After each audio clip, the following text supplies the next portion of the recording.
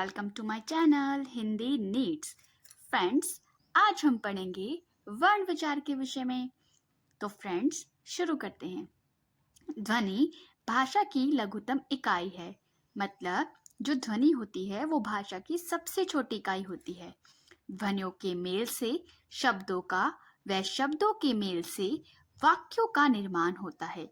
Friends, जब ध्वनियाँ मिलती हैं तो शब्द बन जाते हैं और जब शब्द मिलते हैं तो वाक्य बन जाते हैं।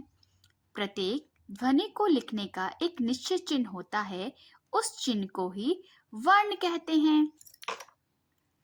भाषा की लघुतम ध्वनि जिसके खंड नहीं किए जा सकते वर्ण कहलाती है।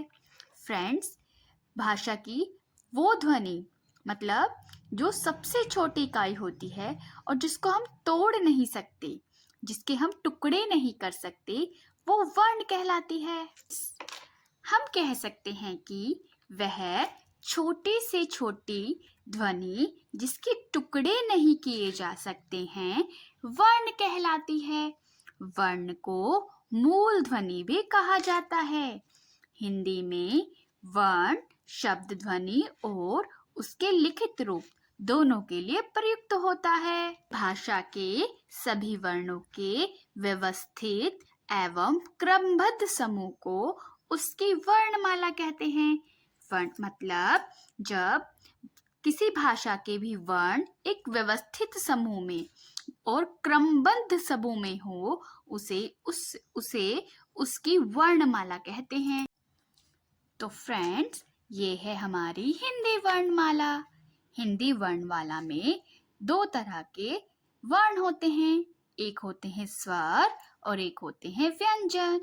तो फ्रेंड्स, स्वर हैं ए, आ, ई, उ, ए, ओ, री। अनुसार होते हैं अंग, अंगहा।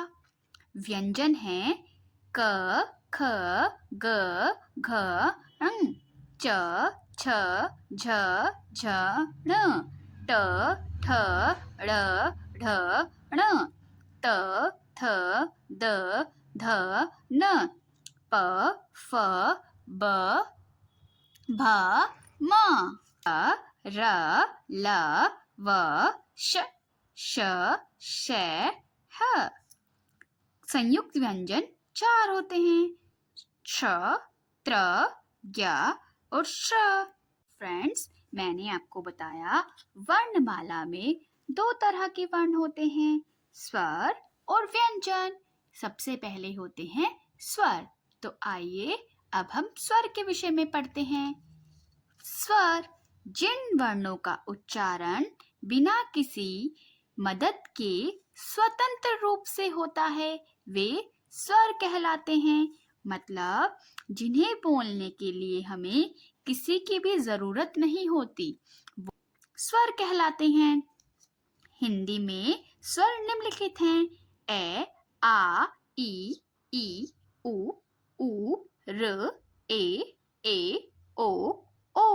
हिंदी में मूलतः 11 स्वर हैं। री को स्वरों में गिना जाता है क्योंकि अन्य सब स्वरों के समान री की भी मात्रा होती है, अतः इसे भी स्वर मान लिया जाता है। वैसे इसका उच्चारण री जैसा होता है जिसमें र व्यंजन रहता है। इसी प्रकार अनुस्वार तथा विसर्ग को भी स्वरों में गिना जाता है। वस्तुतः ये भी व्यंजन है। का प्रयोग दो प्रकार से होता है, स्वतंत्र रूप से और मात्रा के रूप में। शब्द के आदि में और शब्दों के मध्य स्वर के पश्चात स्वरों को मूल रूप में लिखा जाता है, जैसे रमण, आग, इमली, उल्लू, एक, ऐनक, ओस, औरत, सुअर, जाइए। मात्रा के रूप में स्वरों की सहायता के बिना व्यंजनों का उच्चारण करना बहुत मुश्किल होता है। इसके उच्चारण के लिए स्वरों की सहायता ली जाती है। ए स्वर व्यंजन के अंग के रूप में व्यंजन को पूर्ण करता है और हलंत शब्दों में इसका लोप हो जाता है। फ्रेंड्स, आपको पता है कि कोई भी व्यंजन आप ए स्वर के बिना नहीं बोल सकते। मतलब या तो उसमें ए स्वर आएगा या उसमें अन्य कोई स्वर मात्रा के रूप में होगा। बोलकर देखिए अपने नाम का पहला अक्षर। जैसे मेरे नाम का पहला अक्षर है पै, तो पै के साथ किसकी आवाज आ रही है? पै प्लस ए। अब बोलो क प्लस अ। अब बोलोगे का, तो किसकी आवाज आई? आ, है ना? तो हर एक स्वर को, हर एक व्यंजन को बोलने के लिए स्वर की आवश्यकता होती है। चलिए अब आगे पढ़ते हैं। फ्रेंड्स, अब हम पढ़ेंगे मात्राओं के विषय में। स्वरों की मात्राएं। ए स्वर की कोई मात्रा नहीं होती। जब, कब, घर। आ की मात्रा होती है सीधा डंडा। राम, माला, आकाश। ई, छोटी ई की मात्रा दिन, गिन, गति।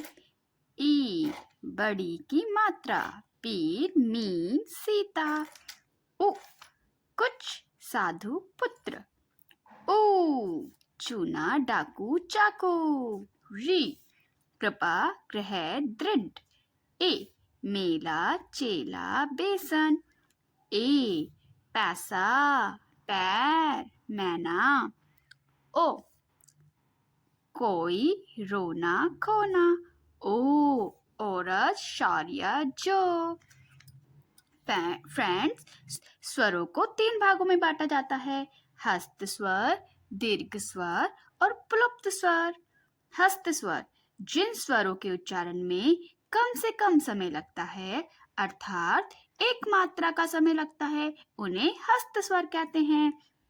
इन्हें मूल स्वर भी कहा जाता है, जैसे ए, ई, उ, र। ये संख्या में 4 होते हैं। इन्हें बोलने में बहुत कम समय लगता है। दीर्घ स्वर जिन स्वरों के उच्चारण में हस्त स्वरों से 2 गुना अधिक समय लगता है, वो दीर्घ स्वर कहलाते हैं। आ, ई, उ, ए, ओ। ये संख्या में 7 होते हैं। जिन स्वरों के उच्चारण में हस्त स्वरों से 3 गुना समय लगता है, वो प्लुप्त स्वर कहलाते हैं। स्वर लिखते समय उसके आगे 3 का चिन्ह लगा दिया जाता है, जैसे परंतु इनका उपयोग हिंदी में कम ही किया जाता है। फ्रेंड्स, अब हम पढ़ेंगे व्यंजन के विषय में। जिन वर्णों का उच्चारण स्वतंत्र रूप से नहीं हो सकता है और जिनके पूर्ण उच्चारण के लिए स्वरों की मदद ली जाती है, उन्हें व्यंजन कहा जाता है। जैसा मैंने आपको बताया, स्वर हमारे स्वतंत्र होते हैं, उन्हें बोलने के लिए हमें किसी की मदद की जरूरत नहीं होती, जबकि व्यंजन को बोलने के लिए हमें स्वर की जरूरत होती है। या तो व्यंजन मात्रा के साथ आएगा या फिर ए के साथ आएगा। जैसे क वर्ग में क, ख, ग, घ, ड़। च वर्ग में च, छ, च, झ, ण। ट वर्ग में ट, ठ, ढ, ढ, न। त वर्ग में त, थ, द, ध, न। पा वर्ग में प, फ, ब, भ, म। य, र, ल, व। श, श, श, ह। व्यंजन संख्या में 35 हैं। आपने यह देखा होगा कि प्रत्येक व्यंजन के नीचे एक छोटी सी तिरछी रेखा लगाई गई है। इस चिन्ह को हलंत कहा जाता है। इसके लगाने पर व्यंजन का उच्चारण आधा रह जाता है। मतलब जब हमने ये इनको बोला तो हमने अ का साउंड नहीं बोला। ए स्वर सभी व्यंजनों को पूर्ण करता है और उसका हलंत चिन्ह हट जाता है। जब हम क बोल रहे हैं तो ये आधा है, और अगर हम बोलेंगे क प्लस अ तो ये बनेगा क। अब ये पूरा होगा। फ्रेंड्स, व्यंजनों के भेद। प्रयत्न के आधार पर व्यंजन 3 भागों में विभाजित किए जाते हैं: स्पर्श, अंतस्थ और ऊष्म। स्पर्श व्यंजन जिन वर्णों का उच्चारण करते समय श्वास वायु मुख के विभिन्न स्थानों का स्पर्श करती हुई बाहर निकलती हैं, उन्हें स्पर्श व्यंजन कहते हैं। 25 है। इन्हें निम्नलिखित 5 वर्गों में बांटा जाता है: क वर्ग, च वर्ग, ट वर्ग, त वर्ग और प वर्ग। ये हमारे होते हैं स्पर्श व्यंजन। अंतस्थ व्यंजन जिन वर्णों का उच्चारण करते समय जीभ मुंह के किसी भाग को पूर्णतः स्पर्श नहीं करती, वे अंतस्थ व्यंजन होते हैं। ये संख्या में 4 होते हैं: य, र, ल और व। बोल के देखिए। यहाँ पर वर्णों का उच्चारण करते समय जीभ मुंह के किसी भाग को पूर्णतः स्पर्श नहीं करती है। ऊष्म व्यंजन जिन वर्णों का उच्चारण करते समय मुंह द्वारा वायु तीव्र गति से रगड़ खाने की वजह से गर्म होकर निकलती है, वे ऊष्म व्यंजन कहलाते हैं। इनकी संख्या भी 4 होती है: श, श, स, ह। संयुक्त व्यंजन 2 विभिन्न व्यंजनों के जोड़ से बने व्यंजन संयुक्त व्यंजन कहे जाते हैं। जिन व्यंजनों के मध्य कोई स्वर नहीं होता, उन्हें मिलाकर बोला तथा लिखा जाता है। मिलाकर लिखे गए व्यंजन संयुक्त व्यंजन कहलाते हैं, जैसे त, त्र लिखने के लिए त और र, श लिखने के लिए क और श, य लिखने के लिए ज और न, श लिखने के लिए स और र। इसी तरह होते हैं द्वित्व व्यंजन, जैसे 2 व्यंजन जोड़े आधा का और पूरा का, आधा च और पूरा च, आधा सा और पूरा सा, आधा ला और पूरा ला, आधा ता और पूरा ता। जैसे ये क्या बना? पक्का, सच्चा, किस्सा, बिल्ली, कुत्ता।